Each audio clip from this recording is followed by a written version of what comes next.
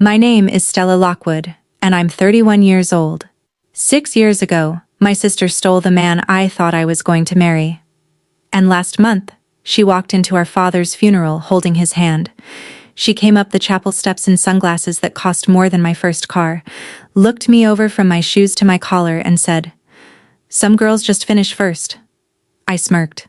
I turned to her and asked, "You still working that office job?" She didn't understand yet why that question mattered. Then a second black car rolled onto the gravel, my husband stepped out, and my sister took one look at his face and nearly dropped Derek's hand. But here's what none of them knew that morning. The biggest shock of that week wasn't my husband. It was a 9-page document my quiet father left behind, and the choice it would force me to make in my mother's living room, with everything I ever wanted sitting right in front of me. Welcome back to Calm Drama Stories, where quiet women tell the stories nobody believed they'd survive. If you've ever been the daughter who did the work while somebody else got the applause, this one is for you. Drop a comment and tell me where you're listening from, and be sure to subscribe, because you won't want to miss what my family did next. The call came on a Tuesday evening in March at 6:40, while I was reconciling a client's payroll at my kitchen counter in Columbus. I still remember the spreadsheet cell I was in when my phone lit up. The name on the screen wasn't my mother's. It was Manny Ortiz, my father's foreman for 20 years, a man who had never once called me. "Stella," he said, and his voice had gravel in it. "It's your dad. He went down in Greenhouse 3 this afternoon. The ambulance came fast, mija. It wasn't fast enough." I stood very still and watched the cursor blink. My father was 66 years old. He had been transplanting tomato starts when his heart quit, and he died on the dirt floor he'd swept every morning for 4 decades, surrounded by seedlings with nobody's name on them yet. Manny cried. I thanked him for calling, which is a strange thing to say, but the manners arrive before the grief does. Then I sat down on my kitchen floor and waited for my mother to call me. She didn't. 2 hours later, a text arrived, addressed to me and a cousin I hadn't seen since high school. "Services Saturday, First Methodist, 11 a.m. Reception to follow at the club. Regards, Mom." Regards. My father was dead, and my mother sent me the same message she'd send a caterer. My husband found me on the floor and sat down next to me without a word, and I told him we were going back to Maple Glen. To explain why I hadn't set foot in that town for 6 years, and why my own mother texted me like a vendor, I have to take you back to the summer I was 25. In 2019, Lockwood Nursery and Garden Center was 12 acres of the prettiest dirt in Maple Glen, Ohio, and I ran its books from a metal desk in the front office. I'd built that bookkeeping system myself at 19. Every vendor account, every seasonal cash flow chart, every handwritten note in the margins. Dad grew things. I made sure the growing paid. My sister Vanessa, 3 years older, did neither. Vanessa was the pretty one, and I don't say that with bitterness. It was her actual job description in our family. The living room wall held 11 framed photos of Vanessa, pageants, homecoming court, a ribbon cutting she attended once, and one photo of me, in the hallway, next to the thermostat. My mother curated that wall the way museums curate wings. Back then, I was dating Derek Pruitt. 2 years together. He sold landscaping equipment, wore good boots, laughed at my jokes. And one Sunday in June, I found a ring box hidden in his sock drawer while putting away laundry. I closed the drawer and floated for a week. Even my mother approved of Derek, which should have worried me more than it flattered me. "That man has a future," she said, examining him over her reading glasses like an appraiser. It was the first time in my life she'd complimented anything that belonged to me. Vanessa had her own way of complimenting things. She'd drift through the nursery office in her sundress, look at my ledgers and say, "Still doing Dad's little office job? Cute." Then she'd take a peach from the display and walk out without paying. I used to log those peaches under shrinkage.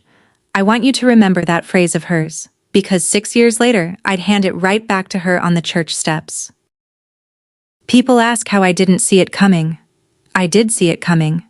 That's the part that still stings. By late June, Derek had gone quiet in a way that had texture to it. answering a beat too slow, phone face down on tables, kisses that landed on my forehead instead of my mouth. The same month, Vanessa suddenly discovered fitness and decided Derek should be her gym partner because, quote, "You don't lift, Stella, and he's just standing there." I didn't shrug it off. I asked Derek directly at his own kitchen table. No drama. "Is something going on with you and my sister?" He laughed the way men laugh when they've rehearsed being surprised. Then I asked Vanessa, and she did something worse. She got tender. She cupped my face like I was a child and said, "Sweetie, this is that jealousy thing you do. You've always been funny about me." That night my mother called me because Vanessa had reported the conversation and told me I owed my sister an apology for the accusation. Think about the machinery of that for a second. I had asked one honest question, and within 6 hours the family had processed it, judged it, and returned a verdict against me. There was no evidence to gather, nothing to prove, and everyone I would have proved it to was already on the jury. So I did the only thing left. I watched, and I waited. And I hated myself a little for doing both. On the 4th of July, my aunt threw her lake party, the one with the dock and the boat shed. Derek disappeared around 9, right as the fireworks started. Vanessa was already gone. I set down my paper plate and I walked toward the water. The boat shed door was open a hand's width, and there was a bug lantern burning inside, which tells you everything about how afraid they were of being caught. They weren't. Derek's back was to me. Vanessa's arms were around his neck, her sundress strap off one shoulder, and when the gravel crunched under my sandal, she looked at me over his shoulder without letting go. She had time to choose her face. That's the detail I've never gotten over. She had a full second to pick an expression, and the one she picked was satisfaction. Derek spun around and started manufacturing sentences. It just happened. They never meant. It wasn't planned. The whole clearance rack of cheater phrases. Vanessa didn't bother. She fixed her strap, smoothed her hair, and said, calm as a woman accepting a trophy, "Some girls just finish first." Behind me, the fireworks were still going, and my family came down the lawn drawn by the shouting Derek was doing at me, about overreacting. My mother arrived in her party linen, took in the scene in one sweep, and here is the first full sentence she said to her younger daughter standing in front of the evidence. "Don't make a scene. Not what happened. Not, are you all right?" She stepped between me and them like a curtain closing on a stage, and she said it again, quieter, with teeth in it. "Stella, people are watching. Don't make a scene." Then came the mini twist I didn't process until I was halfway home. My mother didn't ask a single question. You only skip the questions when you already know the answers. Later, I'd learned she'd known all along. She'd caught them back in May, and decided the problem wasn't the affair. The problem was the timing of my finding out. "They didn't plan it, honey," she told me that night, patting my hand like a bank teller. "You can't help who you love." My engagement ring stayed in Derek's sock drawer. In September, he gave it to Vanessa. The week after the lake, Maple Glen already had its official version, and it starred Vanessa as the heroine of an inconvenient love story. My mother hosted a family dinner to, in her words, put this behind us with some dignity. Which meant me sitting across a pot roast from Derek and my sister while our relatives practiced not looking at me. Mom lifted her glass and said grief was no excuse for grudges. I hadn't said a word about grudges. I hadn't said a word at all. And my father? I need you to understand what my father did that night because I misread it for 6 years.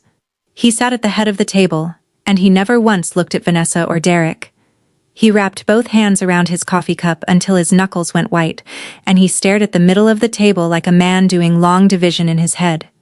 He didn't defend me. He didn't stop it. I took his silence as a signature on the family's verdict, and something in me closed like a shop at the end of the season. 2 days later, I packed 2 suitcases, left my resignation from the nursery books on his metal desk, and drove out at dawn. Dad was standing at the nursery gate when I passed. He must have been there since 5. He didn't wave me down. He just raised one hand, held it there, and kept it raised in my rearview mirror until the road bent and took him out of the frame. I cried until the county line and then made myself stop, because I had $180 of gas money and no plan, and crying uses concentration. It took me 6 years to learn what that silence at the table actually was. It wasn't agreement. It was a man taking notes. Columbus is 3.5 hours from Maple Glen, which is close enough to go back and far enough that nobody expects you to. I rented a room over a dry cleaner, kept books for a tire shop by day and a diner by night, and studied for the CPA exams at a laundromat table because the dryers were warm and the Wi-Fi was free. It took me 2 years. I passed all 4 sections while eating more instant noodles than I will ever admit to a doctor. And every night I did the thing I'd done since childhood without ever noticing it was strange. I audited myself. Column A, what I had done for people that day. Column B, whether anyone had seen it. I'm a bookkeeper down to the bone. I thought love worked the same way, that if I just kept the entries clean and the balance growing, someone would eventually pay out. I sent my mother a Christmas card the first 2 years. No reply, either year. But my father? Twice a year. Spring and fall, Dad went to the equipment auctions in Columbus, the real ones, with a catalog rolled in his back pocket. And twice a year, without ever telling my mother, he'd meet me at a diner on Route 40, order pie he wasn't supposed to have, and ask about my ledgers. Never about Vanessa. Never about Derek. Just, how are the books, Stella girl? Are they treating you right? Then he'd leave a seed packet on the table. Zinnias, marigolds, sweet corn. With my name written on it in his carpenter pencil, the way he wrote customers' kids' names on packets so he could ask after them next season. I was somebody's kid on a seed packet. For a few years, that was the whole of my family. In the fall of 2021, freshly licensed, I took a staff accountant job at the Columbus headquarters of Hale Outdoor Supply, a wholesale distributor of landscaping and nursery goods with about 40 branches across the Midwest. You've seen their green and white trucks even if you've never noticed them. 2 months in, I found a vendor invoice pattern that was off. Small overbillings, spread thin, the kind you only catch if you actually read. My manager told me to approve the batch and stop making work. I declined to sign. It went up the chain, and on a Thursday, the founder himself came down to the 3rd floor to ask, in a level voice, which accountant was refusing to sign. That was Grant Hale. 34 back then, self-made, drove a pickup with a dented tailgate and stood there while I walked him through the pattern on a legal pad. He fixed the vendor problem in a week. Then he started finding reasons to walk past the 3rd floor. And I did the math on my career and my heart and quit at Christmas, because I don't date men who sign my paychecks.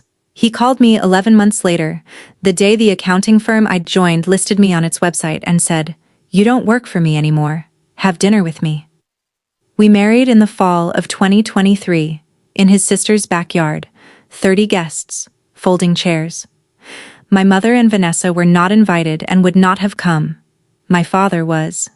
He told Mom he was at an auction weekend, drove up alone in his good flannel, and spent 2 solid hours by the fence talking with Grant about soil, root rot, and what a man owes the people who work his land.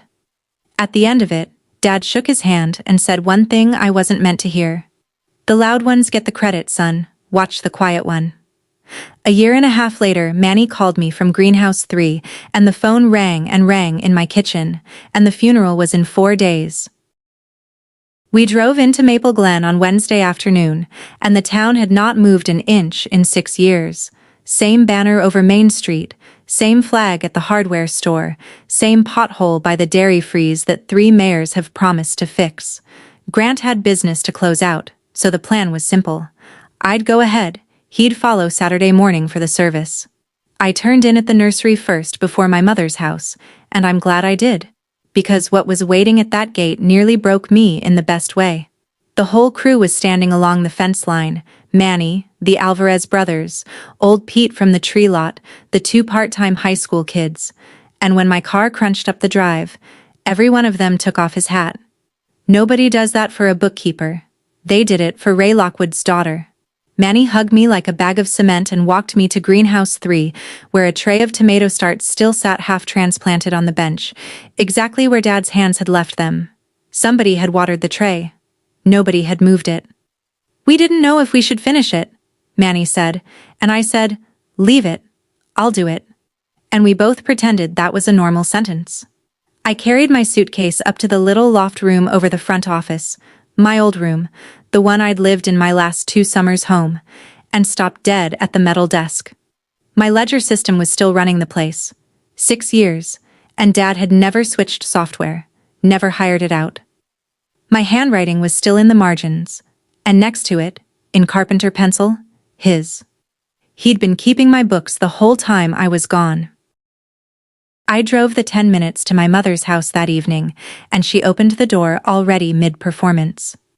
"Stella, darling," she said, loud enough to reach the Hendersons' porch, and folded me into a hug that lasted exactly as long as the neighbor's attention. Inside, with the door shut, she stepped back, and looked me over the way she checks produce. "You've kept your figure. That's something." That was the condolence. My father had been dead for 30 hours. The house looked like a magazine shoot about grief. White lilies staged on the piano, sympathy cards fanned like a hand of bridge, and the photo wall, I noticed, freshly rearranged. 12 frames of Vanessa now. The one of me by the thermostat was gone, and I found I couldn't even be angry about it. There's a kind of consistency you almost have to respect. Mom talked for 40 minutes, and I can summarize it in 3 items. The flowers were being flown in, the club was doing a carving station, and everyone was coming. She recited the guest list like a stock portfolio. Not one sentence about Dad. Not one story. Not one crack in the varnish. Not so much as his name said slowly. When I asked how she was holding up, she said, "The Lord doesn't give us more than we can handle." And straightened a lily. Vanessa, she informed me, was driving in from Cincinnati tomorrow. "The poor thing is simply crushed. She's been on the phone all day making arrangements." "What arrangements?" I asked, since Mom had just claimed all of them. And for half a second, I want this on the record. My mother's eyes went to a slim green folder on the kitchen counter, a folder with a little mountain logo on the tab, and she turned it face down before she answered me. Thursday morning was the funeral planning breakfast, which is what my mother called 2 hours of her reading decisions off a legal pad while the pastor nodded. It would be a celebration of life at First Methodist, then a reception at the country club. String quartet. Programs on cardstock, ecru, not white. White reads cheap. I waited for a gap and said quietly that Dad had told me once what he wanted. A graveside service, his crew for pallbearers, and Amazing Grace. The old way. No organ, just voices. The table went still like I'd knocked over a glass. My mother set down her pen. "Your father," she said, "was a modest man, and I loved that about him, but modest is not how this family will be seen burying him. He would want it done properly." There it is. If you're keeping score at home, what Dad wanted, corrected in real time into what he would want, by the person who owns the narrative now. I looked at the pastor. The pastor looked at the coffee. Then Mom slid a shoebox of blank thank you cards across the table to me. "My assignment," she explained, "since I have such tidy handwriting." 20 minutes later came the part that told me everything.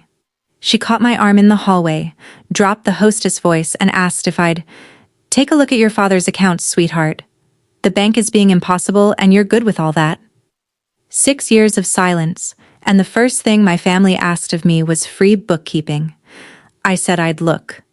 I'm not proud of how fast I said it, but pay attention to that reflex because this whole story turns on it. The obituary went out Thursday night to the family group text I'd been quietly added back into, like a subscription nobody mentions. Vanessa wrote it. It ran 3 paragraphs. The first was about Dad. More or less. Wrong in small ways. He'd have hated green thumb enthusiast. And the second was about Vanessa and Derek. Devoted daughter Vanessa and her husband Derek Pruitt, who were a constant joy and support to Raymond in his final years. The third paragraph listed the surviving relatives, and there, wedged between a great-aunt and the deceased's church committee, was my entire existence in this family. Also survived by another daughter, Stella, of Columbus, Also survived by 25 years of my life at that nursery, reduced to a subordinate clause riding in the back seat of a sentence about a great aunt. I read it 4 times, and then I did something small and, I'd argue, correct. I replied to the group with one edit. Not about me. I asked them to add, founder of Lockwood Nursery and Garden Center after Dad's name, because the obituary about a man's life had somehow failed to mention the thing he built with his hands for 40 years. Vanessa texted back a thumbs up. 20 minutes later, the final version posted to the funeral home website. My edit was gone. Dad stayed a green thumb enthusiast, and I stayed an also. If you've ever opened a family announcement and found your whole life compressed into a subordinate clause, tell me about it in the comments. I read them, and I know I'm not the only one. And subscribe, because what my quiet father did about all of this is coming, and I promise you, it's better than anything I could have written into that obituary. Friday, I drove back to Mom's to return the thank you cards, and I heard voices in the kitchen. The kitchen door was open the width of a hymnal, and I stood in the hallway of my childhood home holding a shoebox of thank you cards, listening to my mother and my sister divide my father's life. Vanessa had arrived a day early, unannounced, to me, anyway. The green folder was open on the counter between them. Ridgeline's offer expires at the end of the quarter, my mother was saying, in the crisp voice she used for altar guild scheduling. Once the estate clears probate, we sign. Kirk says 12 acres of road frontage on Route 9 doesn't sit on the market a week. Kirk, I'd learn, was the Ridgeline landman who'd been calling on her since November. Vanessa's voice, next, with a new softness in it that made my skin crawl. And the crew? A pause, a spoon against china. Severance is standard, Manny will land somewhere. Then Vanessa asked the question I'll hear for the rest of my life. And Stella? My mother didn't even stop stirring. Stella will be reasonable, she said. She always is. I stood in that hallway and understood 3 things in the space of one breath. They were selling the nursery, the greenhouses, the tree lot, the dirt floor my father died on, to a developer, before the ground on his grave had settled. They had a timeline, a broker, and a folder. And they had already assigned me my role in it. The same role I'd played my whole life. The reasonable one, the useful one, the girl who doesn't make a scene. I did not push open that door. I want you to know it wasn't fear. A bookkeeper doesn't confront in the hallway. She confronts at the audit, with the numbers in front of her. I set the shoebox on the hall table, walked out, and called nobody. First I needed to know one thing, whether my father had left a will. Saturday was the funeral, but Friday afternoon gave me the moment I now count as the hinge of my life. I'd gone back for the shoebox, reflex again, and the garage door was up. Inside, stacked by the recycling bins, sat 3 cardboard boxes labeled Donate, in my sister's loopy marker. Packed, I'd learn, that very afternoon, before the funeral, while the casket was still at Hendricks Brothers. My father's flannel shirts, folded with department store neatness, his silver belt buckle from the county fair, his cap, the green one, sweat faded to gray at the brim, and there, tossed in sideways between a shoe brush and a coffee thermos, his pruners. Felco brand, orange handles worn down to bare gray metal where his palm had ridden them for 40 years. He wore those pruners in a leather holster on his hip, the way other men wear a phone, and when I was 9 years old, he'd wrapped my small hand around them in front of a sick rose bush and taught me the only philosophy he ever put into words. You don't cut where it's ugly, Stella girl. You cut where it heals. I stood in my mother's garage and held my father's hands in the shape of those handles, and I put the pruners in my coat pocket. And I am telling you plainly, they never left that pocket for the rest of this story. Underneath them in the box lay a stack of auction brochures. Columbus equipment auctions, 6 years of them, dates in spring and fall. Dates I knew, because on every one of those dates a quiet man had been eating pie across a diner table from me. The auctions were real, but so was the pattern. My phone buzzed against my hip, a voicemail from a number I didn't know. Ms. Lockwood, this is Ellen Park, attorney. Your father was my client. Please come see me Monday morning. He left instructions. He was very specific that I speak with you. My hands were still unsteady from the garage when my mother called Friday afternoon, a few hours before the visitation. She was confirming the program, she said, and wanted me to know, her phrasing, that Derek has graciously agreed to deliver the eulogy. I actually laughed, one short sound before I could stop it. Derek. The man who'd been in my father's life for 8 years, 6 of them as the husband of the daughter Dad barely spoke to. I asked the obvious question, what about me? And my mother, without a gram of cruelty in her voice, which somehow made it worse, said, "Sweetheart, you've been gone 6 years. Half the church doesn't know you anymore. Derek is such a fine speaker, and people know him now. It would just confuse people." There it was. The family constitution in one sentence. The truth confuses people. The performance is what they know. I said, "He called Dad Ray, Mom. Dad hated Ray." She said she had a florist on the other line. Click. I sat on the edge of the loft bed with the pruners in my coat pocket on the chair, and I called Grant. I'll tell you what my husband did not say. He did not say, "I'll buy the church." He said nothing at all about Derek's employer, though we both knew he could end that man's career with a memo, and I want that on the record for later. What he said was, "You don't have to win them, Stell. You never did. Tell me where you want me to stand on Saturday, and I'll stand there." I looked out the loft window at the dark greenhouses, at the one with the light Manny always leaves on over Dad's bench, and I said, "Beside me, 10:50. Don't be early. Let them look first." Friday's visitation at Hendricks Brothers deserves its own chapter in somebody's etiquette book, filed under How to Grieve for an Audience. I got there early and stood by the casket with the crew, who came straight from work with their collars pressed and their hands scrubbed to the wrist. My father looked wrong in a suit. He'd have said so himself. At 7 sharp, the doors opened and my sister made an entrance. There's no other verb. In black silk, Derek's hand resting at the small of her back like a product label. 6 years had been kind to her surfaces and expensive for her maintenance. She worked the room clockwise, squeezing forearms, dabbing at dry eyes, and arrived at me last, which was arithmetic, not accident. "Stella." She said my name like she was reading it off a receipt. "You look rested." Her eyes did a lap around my plain wool coat, my flat shoes, my bare wrist, and the corner of her mouth found its old angle. "You came alone?" I said my husband would arrive tomorrow, and my sister, I could not make this up, reached out, patted my sleeve twice, and said, "Oh, sweetie, good for you." One breezy little line, and she managed to fold into it everything she believed about my life, that the husband was modest if he existed at all, that I was still the also daughter, that some races get decided early. Derek, for his part, spent the entire evening being fascinated by the guest book. 8 feet from me for 2 hours, and the man never once let his eyes land. And cowardice that discipline takes practice. Near the end, I caught Vanessa and my mother in the corner by the flower stands, heads together, and both of them glanced my way at the same time with the same expression. It wasn't grief and it wasn't guilt. It was scheduling. Whatever was in that green folder had an agenda line with my name on it. I couldn't sleep after the visitation, so I did what my people do in a crisis.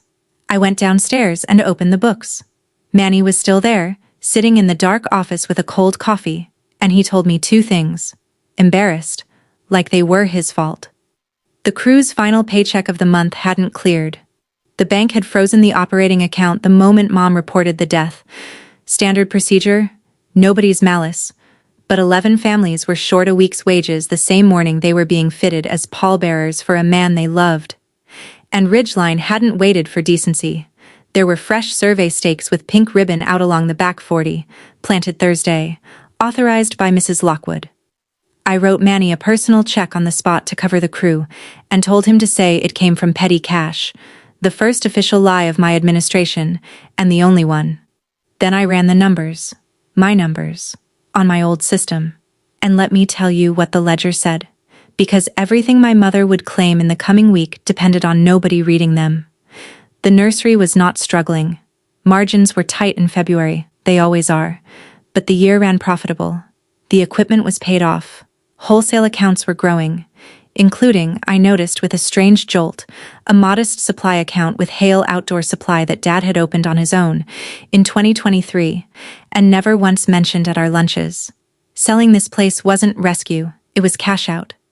Around 2 a.m, I opened Dad's desk drawer for a pencil and found instead a rubber-banded stack of seed packets, and I had to sit down. Zinnias, Stella, sweet peas, Vanessa. His carpenter pencil, both names, the same careful letters. He was still writing both his daughters' names, every season, into the spring orders. Whatever he'd decided about us, it hadn't been done in anger. Saturday, funeral morning, my mother texted the family transportation plan, bullet-pointed like a corporate offsite. Car 1, the good black car from Hendrix. Mom, Vanessa, Derek. Car 2, cousins and Stella. I read it standing in this loft in my black dress, and I noted, with an accountant's calm, that the plan had my sister's husband in the family car and the deceased's daughter with the cousins. There was a time that text would have flattened me for a week. That morning, it clarified me instead. I wrote back one line. I'll meet you there. Put my father's pruners in my coat pocket where they had lived all week, and drove myself to First Methodist alone. Early. The way Dad drove to every wedding and funeral of his life, because somebody has to be there before the doors open, and that somebody is never the people in car 1. I took up a post on the chapel steps and greeted every mourner coming in, the seed swap ladies, the rotary men, 3 decades of customers whose kids' names were written on packets in a dead man's pencil. It turns out I hadn't been forgotten in Maple Glen, only refiled. Everyone always asks me why I didn't scream that week. At the obituary, at the eulogy, at car 2. Here's the honest answer. Ledgers don't scream. They sit quietly in the drawer until somebody opens them, and then they say everything at once, with receipts.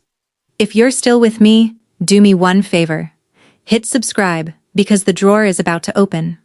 At 10:40, a black sedan from a Cincinnati car service came up the church drive, gravel popping under the tires like slow applause, and the rear door opened on my sister's leg, arranged for the cameras nobody had brought.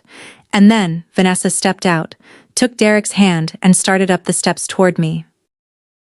You already know part of what happened on those steps, because I opened this story with it, but you didn't know the weight of it, and weight is everything. Vanessa came up the stone stairs of First Methodist with Derek's hand in hers, performing a grief so photogenic that 2 of Mom's club friends actually stepped aside like paparazzi making a lane. At the top step she stopped in front of me, lifted her sunglasses onto her hair, and did the inventory: shoes, coat, wrist, face. I watched her run the numbers on me and arrive at a comfortable total. Still no +1? She said, mock gentle, tilting her head at the empty gravel behind me. Well, a little shrug, silk moving on her shoulders. Some girls just finish first. 6 years, and she'd kept the line loaded. Word for word, the boat shed, the bug lantern, my ring on her finger. She wanted me to know the trophy case had never been rearranged, and this is the moment I'd like to report that I said something devastating and cinematic. But the truth is better, because what I said was small, and it was hers. I smiled, the smile Dad used with difficult vendors, and I asked, "You still working that office job?" Her chin came up a half-inch. See? Manny keeps up with everybody. So I knew. Years ago, somebody at an insurance agency in Cincinnati gave my sister a desk, a title with the word relations in it, and a lanyard, and she has spent her whole life making sure nobody calls it what it is. She mocked my ledgers from behind a reception counter. I knew it. She knew it. And for exactly 1 breath, standing over her father's funeral, my sister could not locate a comeback, because I hadn't insulted her. I'd quoted her. Behind me, tires turned onto the church drive, slow and unhurried, and I watched my sister's eyes leave my face and go over my shoulder. The car was a plain black sedan, and the man who stepped out of it wore a charcoal suit with no pockets square, no sunglasses, no entrance. My husband doesn't perform arrivals, he just arrives. He buttoned his jacket, looked up at the church, and started toward the steps, and beside me I heard Derek stop breathing. "That's..." Derek's voice did something I'd never heard it do, a sort of upward crack, like a teenager's. "Vanessa, that's Mr. Hale," my sister said. "Who?" Annoyed, still half turned toward me, and Derek said, quieter, the way you'd say it in church, which to be fair we were at, "Grant Hale, Hale Outdoor Supply. That's the owner. That's... honey, that's my company. That's my boss's boss's boss." I watched it land on her in stages, like weather coming across a field. The town hall videos Derek streams at the kitchen counter. The signature at the bottom of his bonus letter, the name on the building where her husband badges in every morning of his life.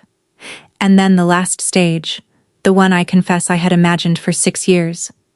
Vanessa looked at the man walking toward us, looked at me, put it together, and her fingers went loose around Derek's hand. She caught it. Half a second later, gripped it back like a woman catching a falling glass. But I saw it, and she saw me see it.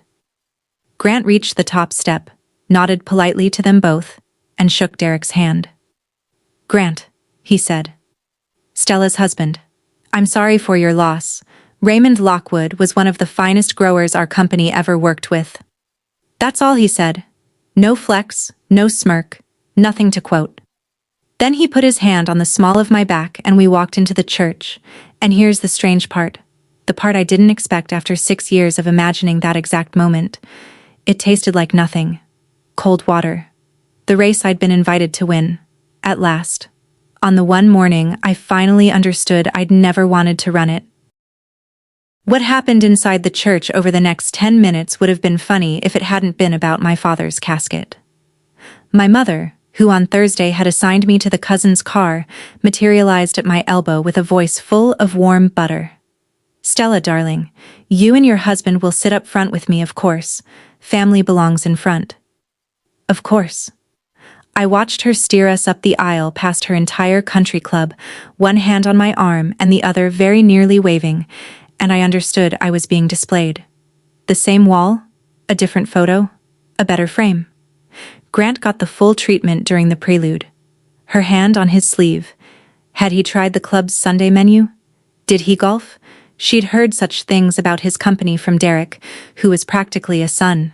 The man she was courting had been my husband for 1.5 years without her knowing his name, and the son she was citing had eaten pot roast across from me at her reconciliation dinner. I sat in the front pew of the church I grew up in, being publicly loved for the first time since I could read, and I want to be honest with you about what it felt like, because this is the whole story in one pew. It felt like counterfeit money. Same color, same weight, wrong paper. She wasn't seeing me. She was seeing the car I'd arrived in. A different car than yesterday. So a different daughter than yesterday. Somewhere behind us, Vanessa sat very straight and very quiet, recalculating, and in my coat pocket my father's pruners rested against my hip, and Ellen Park's voicemail sat in my phone like a sealed envelope. Monday, I kept thinking. Whatever he left me, it's already in motion. Derek gave the eulogy from a leather folder, and I will grant him this. It was smooth. It was also about a man who never existed. He called my father Ray 9 or 10 times. Dad answered to Raymond, or Lockwood, or Hey You in the tree lot, and he told me once that Ray was a name for a car salesman. Derek told a golf story. My father never held a club in his life. He thought golf was what lawns did when they gave up. Derek quoted a framed print philosopher about sunsets and legacies, and gestured at a photo board Vanessa had assembled. Dad in a suit at somebody's wedding, Dad squinting at a camera he didn't trust. Not one picture with dirt on his hands. In the third row from the back, the crew sat in a dark line and watched this the way men watch a hailstorm come toward their crop, and Manny's jaw was working, slow and steady, like he was chewing on every word to keep it down. My mother dabbed her eyes at the right intervals. Vanessa tilted her head at the podium with the exact angle she uses in photographs, and I sat in the front pew between my husband and my mother, listening to a stranger sand my father down into a shape that would fit the reception, and my hand went into my coat pocket on its own and closed around the orange handles. You don't cut where it's ugly, you cut where it heals. The pastor rose, thanked Derek for those beautiful words, and asked if anyone else wished to share a memory. It was a courtesy question. Church courtesy, the kind nobody accepts, and my mother was already reaching for her program with the schedule on it. So I stood up. I didn't look at my mother, which means I felt rather than saw the stillness that came off her like cold off a freezer door. I walked to the front, no folder, no notes, and put my hand on the corner of my father's casket on the way past, the way you'd touch a workbench to see if it's steady. My dad got up at 4:50 every morning of his life, I said. Not 5. 4:50. He said the extra 10 minutes were for the coffee to know he was serious. Somebody laughed, wet and surprised. Old Pete. He made 2 cups. He drank one at the kitchen sink and carried the other around the greenhouses for 3 hours, stone cold because holding it made him feel like he was on a break. I told them about the seed packets. How every spring regulars would find their kids' names written on the corner of a packet in carpenter pencil.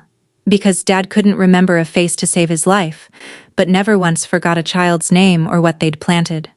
I told them about the county fair buckle he wore on Sundays and hid on Mondays, and then I took the pruners out of my coat pocket and held them up, orange handles worn gray, and the whole church went quiet the way a field goes quiet before rain. When I was 9, a rosebush got sick, and I wanted to cut off every branch that looked bad. My dad wrapped my hand around these and said, "You don't cut where it's ugly. You cut where it heals." I let that sit. I didn't look at anyone in particular when I said it, and I promise you, that's the truth. "That's the whole man," I said. He knew the difference. He always knew the difference. I stepped down, and the crew stood up in the 3rd row from the back.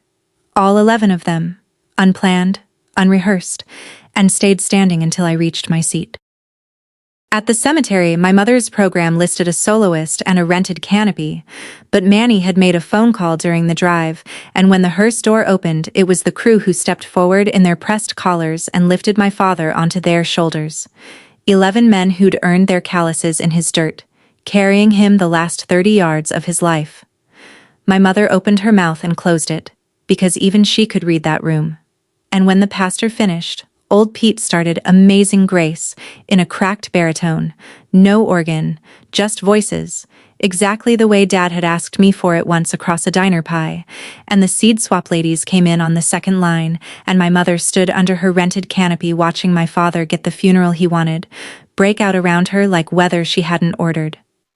I dropped a handful of soil on the casket, nursery soil from Greenhouse 3.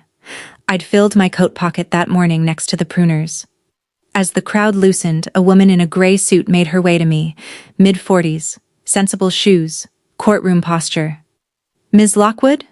Ellen Park. I left you a voicemail." She had the kind of handshake they teach you in law school. "Monday, 10 a.m., my office on Cedar Street, Trust Administration, all beneficiaries should attend. I've notified your mother and your sister as well." My mother arrived at my shoulder mid-sentence. Hostess smile first. "Trust? Raymond's will is with Tom Hargrove, dear. There's some confusion." Ellen Park looked at her with the pleasant, bulletproof patience of a woman holding all 9 pages. "Mr. Hargrove retired in 23, Mrs. Lockwood. Your husband updated his estate plan with me 2 years ago, after his cardiac scare. Monday. 10 sharp. You'll want to be on time."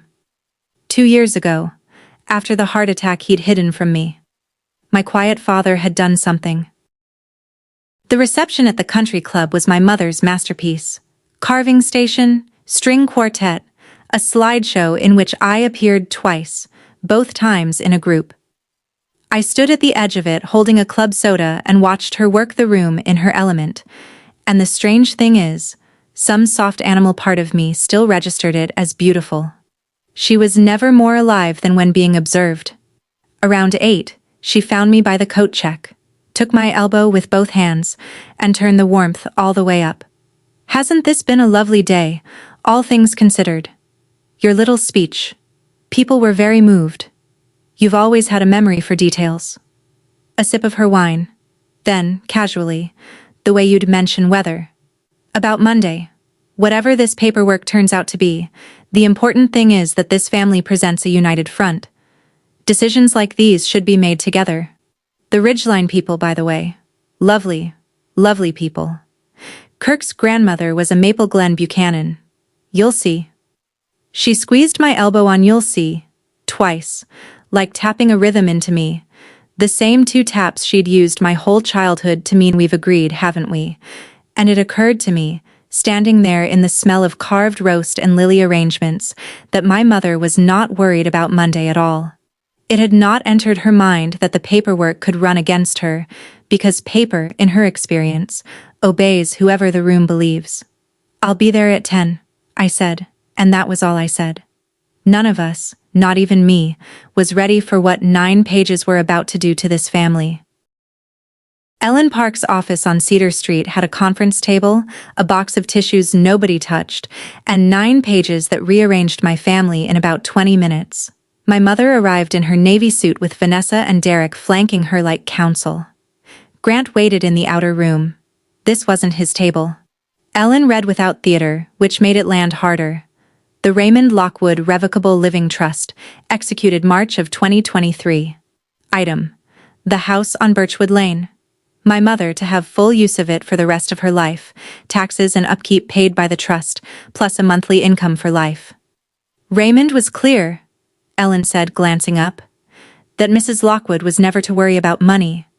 My mother nodded graciously, a queen accepting tribute, still not understanding. Item: the investment accounts, divided equally between his 2 daughters. Vanessa's shoulders came down an inch. And then, item: Lockwood Nursery and Garden Center, the business, the equipment, and all 12 acres, to be held in trust and not sold, mortgaged, or transferred for 10 years.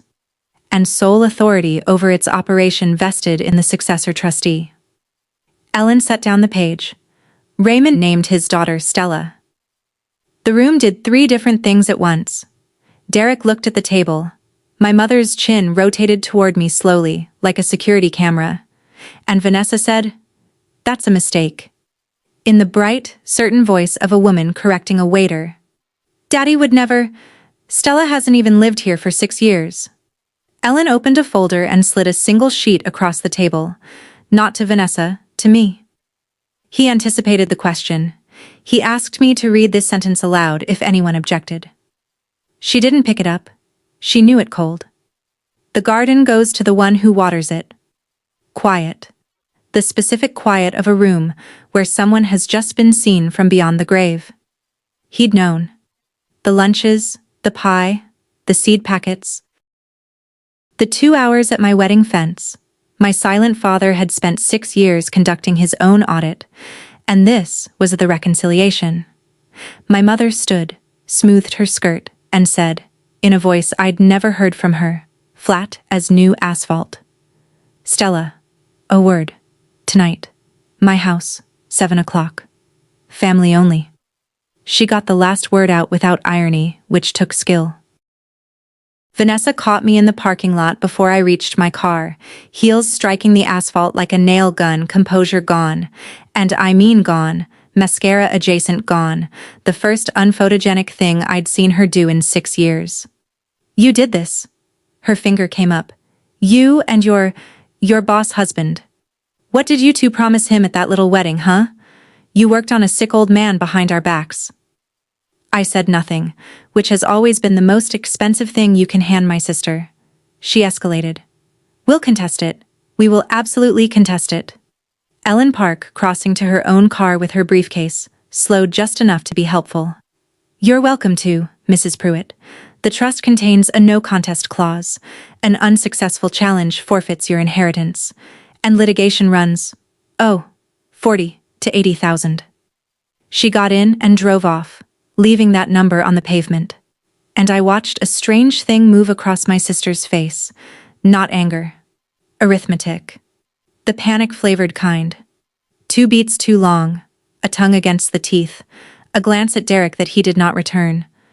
I'd kept books long enough to know what a person looks like when a number is bigger than they are. Derek finally spoke to me then.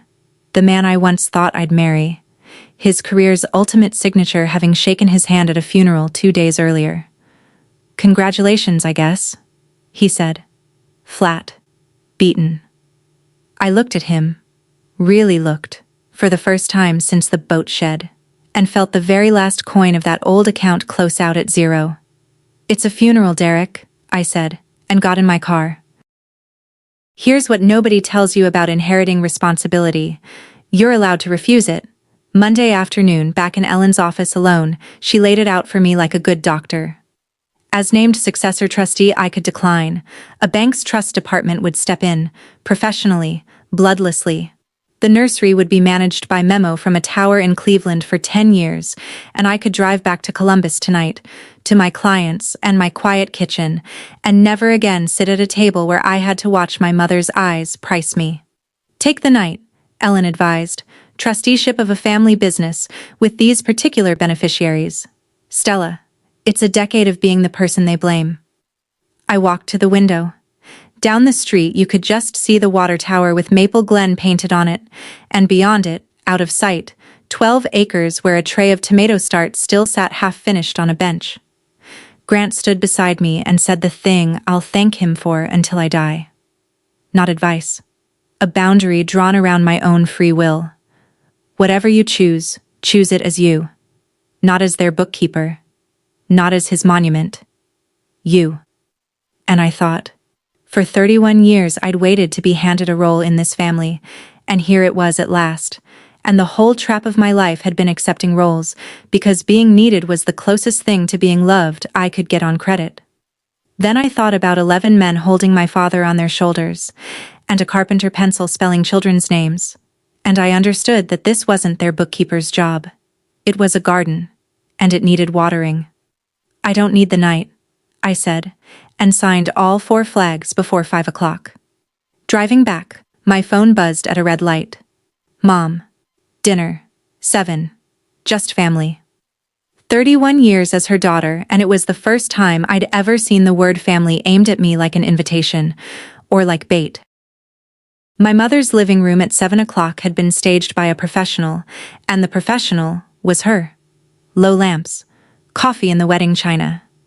And on the table, open, angled toward my seat, the old photo album, cracked to a page I hadn't seen in 2 decades. Me, 9 years old, gap-toothed on the nursery tractor, Dad's cap sliding off my head. I hadn't known a photo of me at the nursery still existed in that house. My mother poured, sat close, and did the thing I had waited my entire life for her to do.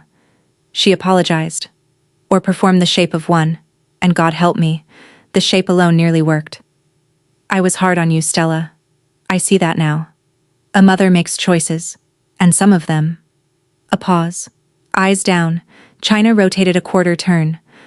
"Some of them she doesn't get to take back. But you're home now. That's what your father wanted, don't you think? All of us. Together." Vanessa sat across from me with no makeup and her sleeves pushed up, looking for all the world like the sister who taught me to ride a bike, and said quietly, "We could start over, Stell." Then, the pivot. So smooth you could have missed the gears. "Ellen says trusts can be modified if all beneficiaries agree," my mother said. "So here's what family looks like. We sign the ridgeline paperwork together. We split it 3 ways, fair and even. You'd never have to work again, and neither would your sister who is in some difficulty, since we're being honest tonight. And we would be," she touched my knee, "a family, the way it should have been all along." There it was. Everything I had ever wanted, itemized, wrapped, and priced. All it cost was the garden. For 6 years I'd dreamed of this table, and my father, being dead, was somehow still the only honest person at it. I looked at the photograph of the girl on the tractor for a long moment, and then I looked at my mother, and I felt something I had not once felt in that living room in 31 years. Calm. Not the gritted kind. The real kind. The kind Dad carried around the greenhouses with his cold coffee. "I need to say something," I said, "and I'm only going to say it once, so I'd like to get it right." Nobody moved. I've spent my whole life keeping this family's books. Not the nursery's. This family's. Every casserole, every favor, every emergency I handled, every scene I didn't make. I recorded all of it in a ledger I kept where nobody could see it, and I waited for the account to balance. For you to look at the total and finally pay what I thought you owed me. My voice stayed level. It never balanced, Mom. It was never going to. You can't collect a debt from someone who can't see the ledger. My mother started to speak. I set my father's pruners on the table between the china, orange handles worn to gray, and she stopped. So, here's where the books close. The nursery is not for sale. Not to Ridgeline, not this year, not in 10. That's not revenge. That's the trust. And I'm the trustee. And Dad's instructions are the last honest thing this family owns. Your house is yours for life. Your income comes on the 1st of every month. I'll manage it myself, and it will never once be late. That part isn't negotiable either because he loved you, even if I've stopped understanding why. I stood up. And I'm done auditioning. I was done in a boat shed 6 years ago. You just never noticed who drove away. My mother's face did what it did at the lake. The curtain, the freeze. And her voice came out with the warmth finally, mercifully, all the way off. If you walk out that door, you are no daughter of mine. I picked up the pruners and put them back in my pocket. I know, I said. That's the price. I'm paying it. Vanessa made a sound. One hand over her mouth, and nobody moved to comfort anyone, which was, at last, honest. At the door, I heard my mother stand, heard the tremor of 63 years of controlling every room crack through one short sentence. You're making a scene, Stella. I stopped in the doorway of the house I grew up in, and I turned around and I gave her the last line of my ledger. No, Mom, for the first time in my life, I'm leaving one. And I walked out, and the storm door clicked behind me, soft as a decimal point. Tuesday, just after sunrise, I was unlocking the nursery gate when Vanessa's car rolled up the drive, and my sister got out without her face on. No makeup, hair in an elastic, a woman I hadn't seen since we were girls. She stood on the far side of the gate like it was a border crossing. I'm not here to fight, she said. And then my sister, who has never once in her life gone second at anything, said the truest thing I've ever heard her say. Do you know what it costs, being her favorite? You got to leave, Stella. I never did. I've been up there on that wall since I was 6 years old, and there's no ladder down that doesn't kill her. It wasn't an apology. I want to be accurate. She never said the word sorry. Not for Derek, not for the obituary, not for the boat shed, and I didn't offer forgiveness because